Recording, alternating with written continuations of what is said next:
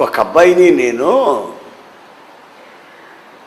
ఒరే చల్లటి నీళ్లు తాగాలి, అక్కడ బడి దగ్గరికి వెళ్ళి ఐస్ అమ్ముతున్నారు, అవి తీసుకురారా నీళ్ళలో వేసుకొని తాగుదాం ఇద్దరిని అన్నా.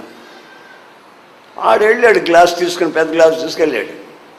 2 రూపాయలకి కొన్నాడు. అప్పుడు 10 పైసలు ఐసు కొన్నాడు. వాడు ఎంతకీ రాకపోతే నేను మేడ మీద నుంచి కిందకు చూశా.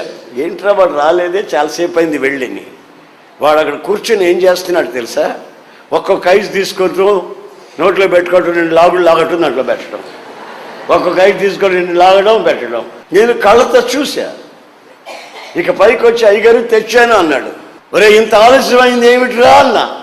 ఏడ్చేసాడు. అయ్యా నేను తినలేదయ్యా, అయ్యా నేను తినలేదయ్యా. వాడు చెప్పేటప్పుడే నోరు ఎర్రగా ఉంది. వాడు తినలేదన్నా వాడు నోరు చెప్తుంది ఇటు తిన్నాడు అని. రాయ్ అన్నానండి.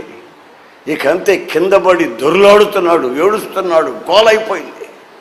ఇంకో పాస్టర్ గారు కూడా నాతో ఉన్నాడు అక్కడ. ఆయన అన్నాడు, ఎస్ఎన్ గారు ఏంటి అంత దెబ్బ కొట్టేవాడు నన్ను. నేను ఎప్పుడు కొట్టానండి అని. నేను కొట్టలేదండి. మరి ఎందుకు అట్లా ఆడుస్తున్నాడు అది అడగండి. ఏమరా ఎందుకు ఆడుస్తున్నావురా?